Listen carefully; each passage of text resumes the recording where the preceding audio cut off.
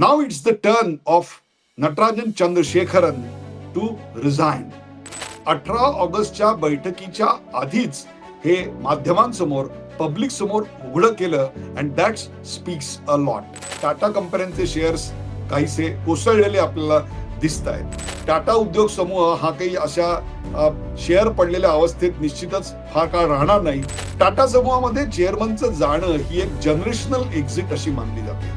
असा एकही माणूस भारतात नसेल की ज्याला टाटांचा स्पर्श झालेला नाही.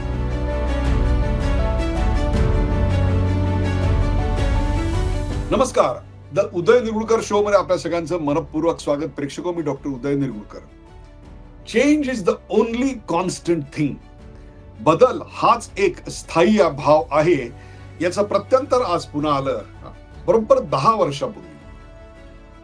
10 वर्षापूर्वी ऑगस्ट महिन्यातच सायरस मिस्त्री यांची टाटा सन्सच्या चेअरमन पदावरून चक्क हकालपट्टी करण्यात आली होती. आणि आज बरोबर 10 वर्षानंतर टाटा सन्सच्या चेअरमन पदावरून आपण फेब्रुवारी 27 मध्ये पायउतार होणार आहोत. आणि तोपर्यंत नव्या अध्यक्षाची नियुक्ती करण्यात यावी अशी विनंती किंबहुना असं पत्र हे टाटा सन्सचे विद्यमान चेअरमन नटराजन चंद्रशेखर यांनी माध्यमांसमोर उघडं केलं आणि एकच हलकल्लोळ मागला. Now it's the turn of Natarajan Chandrasekaran to resign. Of course ही एक फार मोठी अर्थजगतातली घडामोड आणि त्यामुळे सध्या अर्थविश्व पूर्णपणे, उद्योग विश्व हे पूर्णपणे ढवळून निघालेले आहे. आश्चर्य म्हणजे त्यांचं हे जे राजीनामा पत्र आहे ते त्यांना खरं तर 18 ऑगस्टच्या टाटाच्या बोर्ड बैठकीत, संचालक मंडळाच्या बैठकीतही सादर करता आलं असतं. परंतु त्यांनी हे 18 ऑगस्टच्या बैठकीच्या आधीच हे माध्यमांसमोर, पब्लिक समोर उघडं केलं and that speaks a lot. त्या संपूर्ण राजीनाम्याची जी भाषा आहे ती भाषा अत्यंत मृदू पण तरी देखील कणखर अशा स्वरूपाची आहे. आपला यातला जो निश्चय आहे तो निश्चय आणि त्याचबरोबर टाटा मधली आपल्या सर्व्हिस बद्दलची, 40 वर्षाच्या लॉंग सर्व्हिस बद्दलची कृतज्ञताही त्यात ठाई ठाई दिसते. त्यांनी या राजीनाम्याचं कारण जे दिलेलं आहे ते कारण अत्यंत महत्वाचं आहे. आणि ते कारण असं आहे की त्यांची ही तिसरी नियुक्ती 5 वर्षाकरता होणार होती. त्यांचं आजचं वय 64 आहे. याआधी 2 टर्म्स त्यांना मिळालेल्या होत्या आणि त्यावेळेला त्यांना पाठिंबा कोणाचा होता तर रतन टाटा यांचा. परंतु रतन टाटा यांच्या निधनानंतर आता कुटुंबाच्या या सगळ्या शेअर्सची मालकी जर कोणाकडे आली असेल तर ती नोएल टाटाची आहे. टाटा सन्सचं स्ट्रक्चर या सगळ्या विषयी मी आता त्याच्या तांत्रिक बाबीत जात नाही. परंतु त्यांच्या पुनर्नियुक्तीला नोएल टाटा यांनी मात्र पसंती दर्शवलेली नव्हती, किंबहुना त्यांनी विरोध केला होता. खरं तर फेब्रुवारी 26 मध्ये झालेल्या बैठकीतच त्यांच्या पुनर्नियुक्तीचा प्रश्न हा टेबल करण्यात आलेला होता आणि त्यावर नोएल टाटांनी एक प्रकारची नापसंती उमटवली होती. एकूणच टाटा उद्योग समूहाची सभ्यता, रुजुता, नम्रता आणि त्याहीपेक्षा सुद्धा कोणतीही गोष्ट करायची असेल तर ती अत्यंत एथिकली करायची. आपल्यामुळे दुसऱ्या कोणालाही त्रास होता कामा नये. किंबहुना आपण ज्या संस्थेसाठी काम करतो त्या संस्थेला आपलं सर्वस्व द्यायचं असतं. स्वतःच्या आधी त्या कंपनीचा विचार करायचा असतो. या सगळ्या गोष्टीतूनच हे पत्र लिहिलं गेलेलं आहे, यात काही शंकाच नाही. सवाल आहे की टाटा उद्योग समूह आता ज्या कंडिशनला आहे त्या कंडिशन मध्ये ते हा धक्का पचवू शकतात का? हे ट्रान्झिशन पेलवू शकतात का? Was the group prepared? संपूर्ण उद्योग समूहाची हा धक्का सहन करायची, पेलायची क्षमता आणि मानसिक तयारी आणि त्याहीपेक्षा सुद्धा मॅनेजमेंट तयारी होती का? तर त्याचं उत्तर आता प्रश्नचिन्हांकित आहे. गेल्या 10 वर्षामध्ये या उद्योग समूहानं बरंच काही पाहिलं. सर रतन टाटा हे काळाच्या पडद्याआड गेले आणि त्याचबरोबर उद्योग विश्वातल्या अनेक उलथापालथी घडामोडी, टाटा उद्योग समूहानं केलेल्या अनेक गुंतवणुका, काहींच्यातून मिळालेला प्रॉफिट, हे सगळं आता चर्चेला आलेलं आहे. So there was a consolidation issue, there was a legacy issue, but ultimately Natarajan Chandrashekhar यांच्या अध्यक्षपदाच्या काळामध्ये एअर इंडिया, सेमीकंडक्टर मधली गुंतवणूक, डिजिटल प्लॅटफॉर्म यामध्ये एक प्रकारची विक्रमी गुंतवणूक करण्यात आली होती. आणि अशा प्रकारची गुंतवणूक सर्वसाधारणपणे आपण भारतीय उद्योगांनी केलेली एक 2-4 अपवाद वगळता अंबानी किंवा अडानी वगळता कोणी केलेली आहे असं आपल्याला दिसणार नाही. ही म्हणूनच एक सर्वात मोठी घडामोड दिसते आणि टाटा कंपन्यांचे शेअर्स काहीसे कोसळलेले आपल्याला दिसत आहेत. हे नक्कीच गोष्ट आहे की त्यांच्या पुनर्नियुक्तीवरून बोर्डामध्ये मतभेद होते. आता या संपूर्ण उद्योग समूहाची धोरणं काय असतील, त्यांच्या प्राथमिकता काय असतील आणि सर्वात महत्वाचं म्हणजे शापूरजी पालोनजी यांची या ग्रुपमधून जी एक्झिट आहे त्या संदर्भातल्या ज्या काही कायदेशीर पेच आहेत ते सगळे कसे हँडल केले जातील याविषयीचं प्रश्नचिन्ह आता अधिक गडद झालेलं आहे. एक गोष्ट मात्र मान्य केलीच पाहिजे, शेवटी एखादा बॅट्समन हा त्याच्या रन्सनी बॅटनी बोलतो, तसे एखाद्या उद्योग समूहाचा चेअरमन हा आकड्यात बोलतो. आणि नटराजन चंद्रशेखर यांच्या चेअरमन पदाच्या काळात टाटा उद्योग समूहाचं market capitalisation which is one benchmark और test of any chairman's tenure ते 15 लाख कोटी इतक्या प्रचंड रकमेनं वाढलं आणि त्याचं श्रेय निसंशयपणे चेअरमन म्हणून नटराजन चंद्रशेखर यांना द्यावंच लागेल. हे जरी असलं तरी टाटानी एअर इंडिया विकत घेतलं. अर्थात हे जे.आर.डी. टाटांच्या काळापासूनचं एक मोठं स्वप्न होतं. आपल्याला माहिती असेल एअर इंडियाचे पहिले चेअरमन जर कोण असतील तर ते जे.आर.डी. टाटा होते. किंबहुना भारतामधलं पायलटचं पहिलं लायसन्स जर कोणाला इश्यू झालं असेल तर ते जे.आर.डी. टाटांना होतं. हा सगळा इतिहास आहे. त्यामुळे स्वतःची एअरलाईन असावी हे टाटा उद्योग समूहाचं अनेक वर्षाचं स्वप्न होतं. ते स्वप्न पूर्ण झालं. एअर इंडियाची मालकी संपूर्णपणे टाटा उद्योग समूहाकडे आली. परंतु एअर इंडियाची हालत इतकी खस्ता आहे की त्याला या खाईतून वर काढणं किंवा एअर टर्ब्युलन्स मधून वर काढणं किंवा विमान प्रवासात जे म्हटलं जातं ते म्हणजे हेडविंड्स कसे टाळायचे या विवंचनेत असलेले एअर इंडिया सध्या त्याचा लॉस 30,000 कोटी इतका मोठा आहे. त्याचबरोबर टाटा डिजिटल मधला लॉस देखील दिवसेंदिवस वाढत चाललाय. सध्या तो साधारणतः 5,000 कोटीच्या आसपास आहे. कोणत्याही कॉर्पोरेट एक्झिक्युटिव्हला हेवा वाटेल अशा प्रकारची कारकीर्द नटराजन चंद्रशेखर यांची आहे. मी अशा करता सांगतो की 1987 साली त्यांनी टाटा उद्योग समूहामध्ये एक साधा ट्रेनी म्हणून प्रवासाला सुरुवात केली आणि मग TCS मधला त्यांचा प्रवास आणि त्यांची प्रगती आणि उत्तरोत्तर वाढणाऱ्या त्यांच्यावरच्या जबाबदाऱ्या या विलक्षण लोभनीय आहेत. आणि म्हणूनच त्यांची नियुक्ती TCSच्या चेअरमन पदी झाली आणि TCS ही भारतातली निसंशय सॉफ्टवेअर क्षेत्रातली नंबर 1 कंपनी बनली. 2016 मध्ये सायरस मिस्त्री यांच्या हकालपट्टीनंतर त्यांची नियुक्ती टाटा सन्सच्या चेअरमन पदी झाली आणि 2017 मध्ये त्यांची नियुक्ती टाटा फॅमिलीच्या व्यतिरिक्तचा पहिला प्रोफेशनल चेअरमन म्हणून नियुक्ती झाली. आणि उद्योग समूहामध्ये आणि उद्योग जगतामध्ये याबद्दल विलक्षण आकर्षण निर्माण झालं. आणि त्याच वेळेला चंद्रा या त्यांच्या टोपण नावाने ते ओळखले जातात त्यांच्या भोवतीचं वलय आणि गारुड विस्तारित होत गेलं. आता जेव्हा टाटा सन्स हे पब्लिक लिस्टेड कंपनी होणार की नाही याविषयीचं प्रश्नचिन्ह कायम असताना त्याच्या चेअरमनची एक्झिट ही निश्चितच चिंताजनक आहे. त्यांच्या कार्यकालामध्ये टाटा उद्योग समूहाचा जो टर्नओव्हर आहे तो 6 लाख कोटीवरून 16 लाख कोटी इतका त्याचा रेव्हेन्यू वाढला. तर प्रॉफिट म्हणाल तर 15,000 कोटीवरनं 1,70,000 कोटी इतका त्या उद्योग समूहाचा प्रॉफिट वाढला. यावरून चंद्रा यांच्या नेतृत्वाची झलक आणि चुणूक आपल्याला दिसते. टाटा स्टील त्यांच्या ज्या मेजर अचिव्हमेंट्स आहेत त्याच्यातली सर्वात महत्वाची ती म्हणजे टाटाची सर्वात फ्लॅगशिप कंपनी कुठली तर ती टाटा स्टील आहे. त्यांनी जेव्हा चेअरमन म्हणून सूत्र हाती घेतली त्यावेळेला टाटा स्टीलचा लॉस हा 4,415 कोटी होता आणि तो आता प्रॉफिट 4,400 कोटीच्या लॉस वरून 16,000 कोटी इतका प्रचंड मोठा प्रॉफिट आता ही कंपनी बनवते. इंडियन हॉटेल्स म्हणजे ज्याला आपण ताज वगैरे म्हणतो त्या हॉटेल्सचा लॉस 63 कोटी रुपये होता. आज त्याचा प्रॉफिट हा खूप मोठ्या प्रमाणात आपल्याला वाढलेला दिसतोय. एअर इंडिया ही या उद्योग समूहाची सर्वात मोठी इन्व्हेस्टमेंट होती. त्यातले लॉसेस मी आपल्याला मगाशी सांगितले. टाटा डिजिटल मध्ये सुद्धा 4,974 कोटीचे लॉसेस आहेत. हे दोन त्यांच्या कारकिर्दीत घडलेल्या उल्लेखनीय अशा गोष्टी ज्याबद्दलची चिंता व्यक्त करण्यात येत आहे. पण ज्या कंपनीचे ते अनेक वर्ष सीईओ आणि चेअरमन होते ती म्हणजे टाटा कन्सल्टन्सी सर्व्हिसेस. या कंपनीचा टर्नओव्हर त्यांच्या काळामध्ये 8,50,000 कोटीवरनं 25,40,000 कोटी इतका त्याचं व्हॅल्युएशन वाढलेलं आहे. माफ करा, टर्नओव्हर नाही, त्याचं ते व्हॅल्युएशन आहे ते इतकं प्रचंड वाढलं. या पार्श्वभूमीवर टाटा सन्स मध्ये सर्वात जास्त स्टेक असणाऱ्या 2 स्टेक होल्डर काय म्हणू आपण ज्याला ट्रस्टनी त्यांच्या अपॉइंटमेंटला या सगळ्याचा विचार करून पुनर्नियुक्तीला हिरवा कंदील दाखवला.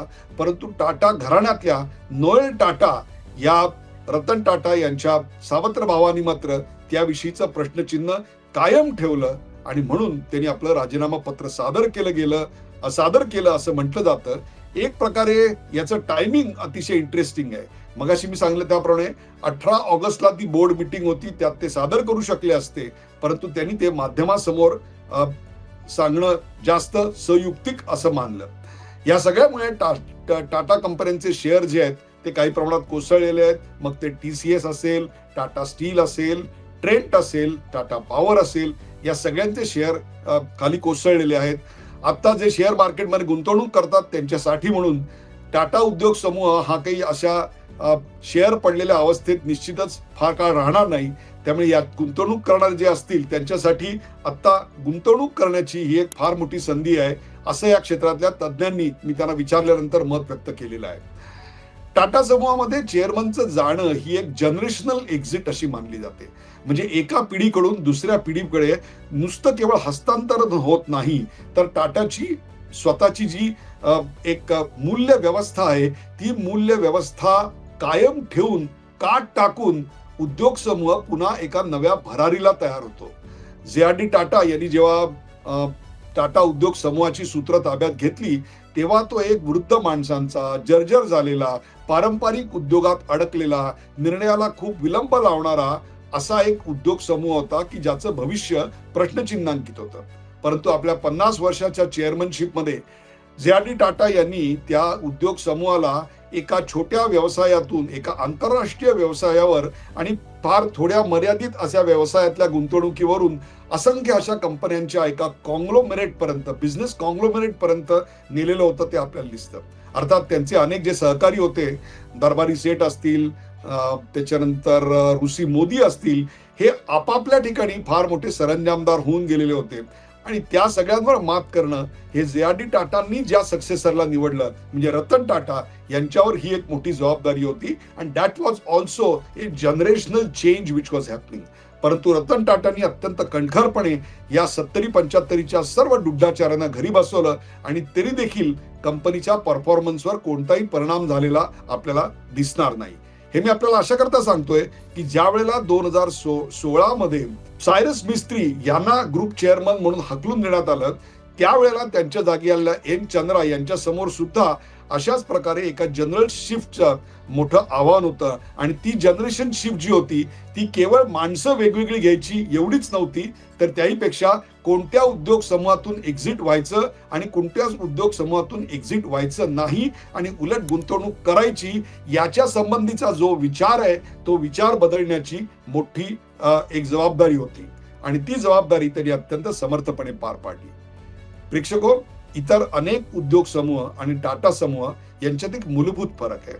टाटा ही त्यांच्या एथिक्स करता अत्यंत प्रसिद्ध आहे. कितीही लॉस झाला तरी देखील आपली मूल्य व्यवस्था आहे त्याच्याशी कोणतीही तडजोड हा उद्योग समूह कधीही स्वीकारत नाही. याचं उत्तम उदाहरण म्हणजे टाटा डोकोमोला जे पैसे द्यायचे होते त्या संदर्भात वेगळा विचार केला आणि त्यातून उद्योग समूहाच्या मूल्य व्यवस्थेशी तडजोड केली म्हणून थेट चेअरमनला घरचा रस्ता दाखवणारा हा उद्योग समूह आहे.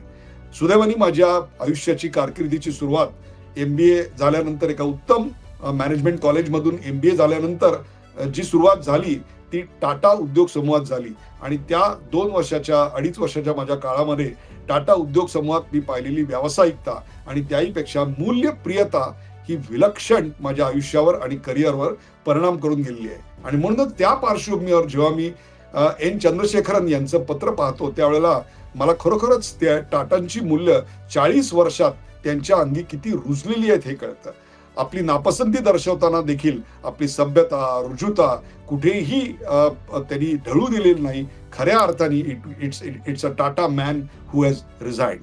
अर्थात आता यापुढे काय होणार, या पुढचा माणूस कोण असणार, टाटा उद्योग समूहासमोरची चॅलेंजेस काय, ही चर्चा आता सुरू झालेली आहे. पहिली गोष्ट म्हणजे टाटा सन्सचं लिस्टिंग. आत्ताचं सर्वात मोठं चॅलेंज आहे ती म्हणजे टाटा सन्सचं लिस्टिंग. अर्थात हा विषय खूप कॉम्प्लिकेटेड आहे. सर्वसामान्य प्रेक्षकांसाठी त्याच्यात फार रस असेल असं नाही, परंतु नोएल टाटा यांचं मत लिस्टिंग करू नये असं आहे. तर रेग्युलेटर्स, नियंत्रक जे आहेत या विषयातले, त्या सरकारी नियंत्रकांचं जे मत असेल ते आपण फायनल धरलं पाहिजे, अशा स्वरूपाची भूमिका एन चंद्रशेखरन यांनी मांडलेली आहे. त्याचबरोबर एअर इंडिया याचे जे लॉसेस आहेत तो एक फार मोठा प्रश्न आहे. डिजिटल मधले लॉसेस आहेत तो एक फार मोठा प्रश्न आहे. शापूरजी पॉलोनजी ज्यांचा सर्वात मोठा स्टेक टाटा सन्स मध्ये होता, त्यांची जी एक्झिट आहे त्यातल्या कायदेशीर बाबी आणि आर्थिक बाबी या अजून पूर्णपणे संपूर्ण झालेल्या नाहीयेत, त्याविषयीचं प्रश्नचिन्ह कायम आहे. आणि या पुढच्या काळामध्ये आर्टिफिशियल इंटेलिजन्सचा बोलबाला वाढतोय. अशा वेळेला उद्योग समूहानं कोणत्या प्रकारच्या उद्योग वाटांमध्ये, प्रोफेशनल्समध्ये आपली गुंतवणूक करावी या संदर्भातली जी विचारधारा आहे, ती विचारधारा कॅपिटल रिअलोकेशन या संदर्भात देखील फार मोठी चॅलेंजेस आहेत. आता त्यांचा उत्तराधिकारी कोण असणार याविषयीचं प्रश्नचिन्ह निश्चित पडलं असेल आणि त्याचं उत्तर आहे की ते नोएल टाटा असतील का. पण नोएल टाटा हे टाटा ट्रस्टचे चेअरमन आहेत आणि सायरस मिस्त्री यांच्या हकालपट्टीनंतर टाटा ट्रस्टच्या आर्टिकल्स ऑफ असोसिएशन मध्ये बदल करण्यात आला आणि त्याच्यानुसार जो टाटा ट्रस्टचा चेअरमन आहे तो टाटा सन्सचा उद्योग समूहाचा चेअरमन होऊ शकत नाही, अशा प्रकारची रचना त्याच्यामध्ये करण्यात आली, जेणेकरून अधिकारांचं केंद्रीकरण होणार नाही अशी काळजी घेण्यात आलेली आहे. आता नोएल टाटा हे टाटा ट्रस्टचं अध्यक्षपद सोडतात का याविषयीचं प्रश्नचिन्ह आणि गूढ मात्र वाढत गेलेलं आहे. परंतु एक लक्षात घ्या, टाटा ही लीडरशिप निर्माण करणारी एक फार मोठी खाण आहे. त्यामुळे त्यांच्या उद्योग समूहामध्ये असे अनेक चेहरे आहेत की जे आता या पदासाठी दावेदार ठरू शकतात. नोएल टाटा आता यांच्यावर ही जबाबदारी असेल की अशा प्रकारचा चेहरा निवडायचा, अर्थात स्वतः टाटा ट्रस्टचा राजीनामा द्यायचा. किंवा तिसरा एक पर्याय जो उद्योग समूहामध्ये दबक्या आवाजात बोलला जातोय तो म्हणजे 18 ऑगस्टच्या मीटिंगमध्ये एन चंद्रशेखरन यांच्याशी खुल्या दिलानं चर्चा करायची आणि टाटा उद्योग समूह अशा प्रकारच्या खुल्या दिलाच्या चर्चेसाठी जे.आर.डी. टाटा, रतन टाटा यांच्या काळापासून अतिशय प्रसिद्ध आहे आणि त्यामध्ये त्यांना विनंती करायची आणि त्यांना सांगायचं की तुम्हीच ही धुरा पुन्हा 5 वर्षाकरता सांभाळा. अशा प्रकारचं चित्र देखील निर्माण होऊ शकतं. त्यामुळे आता या क्षणाला अंतर्गत जे अनेक सीईओज आहेत, अनेक कंपन्यांचे चेअरमन आहेत टाटा ग्रुप मधल्या, त्यांच्यापैकी एखादा नियुक्ती मिळू शकते अथवा नोएल टाटा येऊ शकतात, तीही शक्यता एक आहे. किंवा तिसरं म्हणजे एन चंद्रशेखरन यांनाच पुन्हा विनंती केली जाईल की तुम्ही हे सगळं ताब्यात पुन्हा तुमच्याच ठेवा आणि तुम्हीच या उद्योग समूहाची धुरा 5 वर्षाकरता सांभाळा. परंतु सध्या तरी नेतृत्व कोणाकडे असेल आणि स्पष्टता याच्या बाबतीतलं प्रश्नचिन्ह कायम आहे. हे मी तुम्हाला सगळ्यांना अशा करता सांगितलं की टाटा उद्योग समूहाच्या यशस्वीतेवर किंवा अयशस्वीतेवर भारताच्या अर्थव्यवस्थेची घोडदौड निश्चितपणे अवलंबून असते.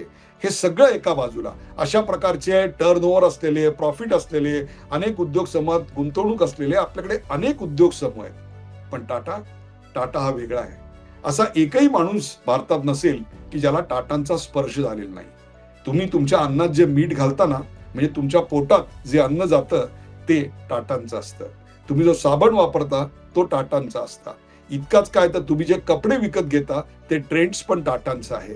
तुम्ही ज्या लोहमार्गावर, तुम्ही ज्या रेल्वेमधनं प्रवास करता त्याचे रूळ टाटांनी बनवलेले असतात. तुम्ही ज्या ज्या जीवनातल्या गोष्टींना स्पर्श करायला जाल, अगदी तुम्ही वीज वापरता ती टाटाची असू शकते. There is not a single person in India.